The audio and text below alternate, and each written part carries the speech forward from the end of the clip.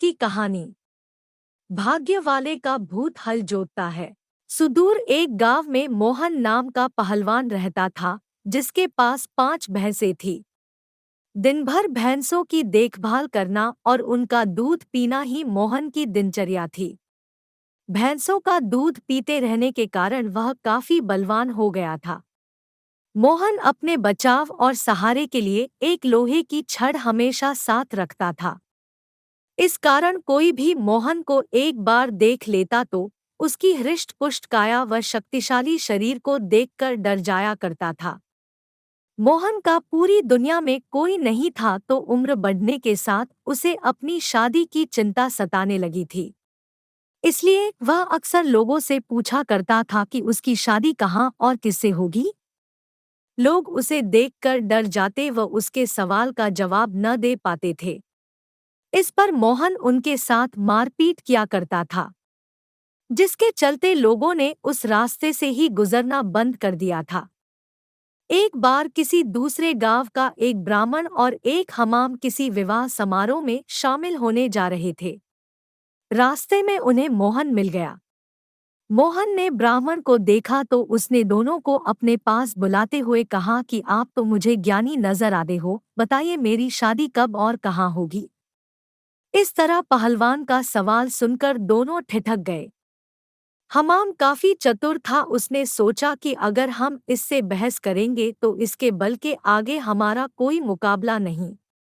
हमाम को एक तरकीब सूझी और उसमें दूर एक ताड़ के पेड़ की ओर उंगली से इशारा करते हुए कहा कि आपकी शादी वहीं होगी। हमाम की बात सुनकर मोहन फूला नहीं समाया और प्रसन्न होकर उसने अपनी 5 भैंसें दोनों को दान में दे दी और ताड़ के पेड़ की दिशा में चल पड़ा। उस ताड़ के पेड़ के पास एक महिला अपने पति व एक बच्चे के साथ रहती थी। उसका पति बड़ा ही धूर्त व आलसी किस्म का शख्स था और उसे बात बात पर झूठ बोलने की आदत थी। इस वजह से वह महिला अपने पति से बेहद परेशान रहती थी। काफी दूर तक पैदल चलने के बाद जब मोहन ताड़ के पेड़ के पास पहुंचा तो वह औरत घर के बाहर निकली। घर के आंगन में प्रवेश करते हुए मोहन लड़खड़ा कर गिर पड़ा और उसका एक हाथ औरत के गाल पर तमाचे की तरह लग गया। औरत को लगा कि पहलवान जरूर उसके पति को जानता होगा। अपने एक हाथ से गाल मलते हुए औरत ने पहलवान को अतिथि कक्ष में बैठने के लिए कहा और उसे जलपान कराने लगी। इतने में औरत का पति वहां पहुंच गया। एक पराये मर्द के साथ अपनी पत्नी को देखकर वह गुस्से से मोहन की ओर इशारा कर पत्नी से पूछने लगा कि यह शख्स कौन है।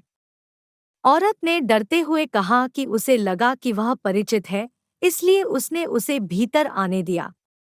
अपनी पत्नी की बात सुनकर वह शख्स और भी क्रोधित हो गया और लड़ने के लिए मोहन की ओर झपका। शख्स को रोकने के लिए मोहन ने अपने लोहे की छड़ उसके सिर पर रख दी, जिससे वह आदमी वहीं मर गया। यह सब दृश्य देखकर उसकी पत्नी रोने लगी। माहौल को देखकर पहलवान वहां से जाने लगा तो उस औरत ने मोहन को रोक लिया और कहने लगी कि उसके पति के अलावा घर में कमाने वाला कोई नहीं था और उनकी मृत्यु के बाद अब तुम्हें हमारे साथ ही रहना होगा।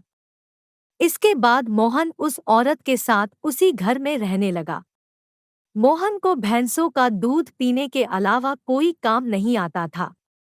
ऐसे में कुछ दिन बाद जब घर का राशन खत्म होने लगा तो महिला ने उससे कहा कि वह बाहर जाकर कुछ कमा कर लेकर आए या फिर राजा के पास जाकर खेती के लिए जमीन मांग ले ताकि वह खेती कर अपना भरण पोषण कर सके।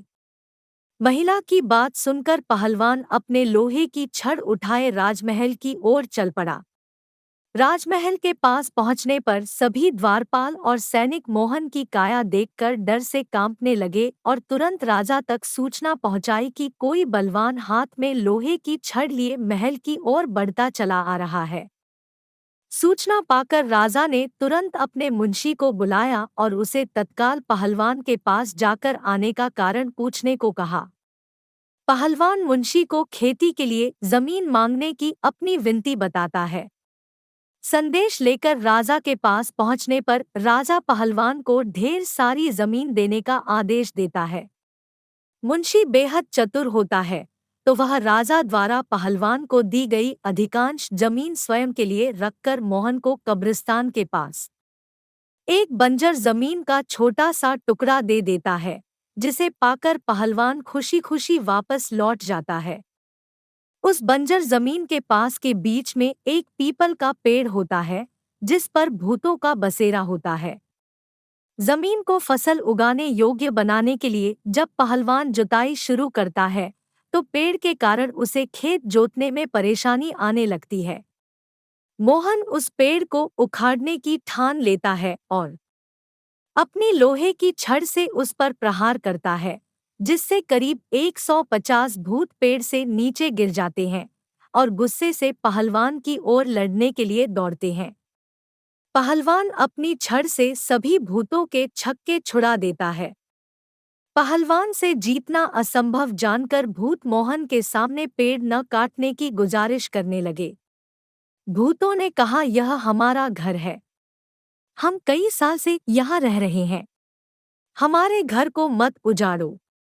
भूतों ने इसके बदले खेतों में काम कर उपज मोहन के घर पहुँचाने का प्रस्ताव रखा। मोहन को भूतों पर दया आ जाती है और वह उनका प्रस्ताव स्वीकार कर घर चला जाता है।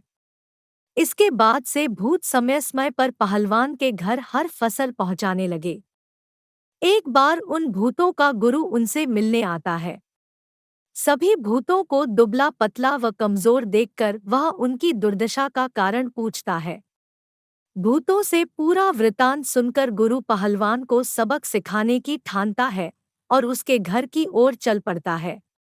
भूतों का गुरु एक बिल्ली का रूप धारण कर पहलवान पर हमला करने की योजना बनाता है। उन दिनों पहलवान के घर में रोज एक बिल्ली रसोई में घुसकर सारा दूध पी जाती थी, जिससे वह काफी परेशान था।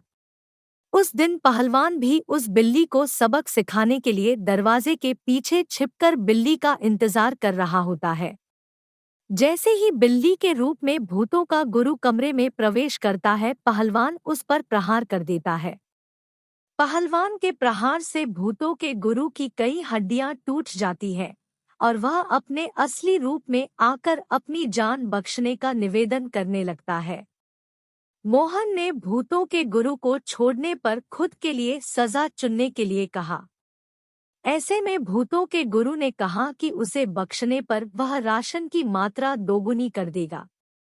भूतों के गुरु की इस बात पर कुछ देर विचार करने के बाद पहलवान उसे छोड़ देता है। पहलवान के घर से निकलकर भूतों का गुरु सीधे अपने शिष्यों के पास जाता है।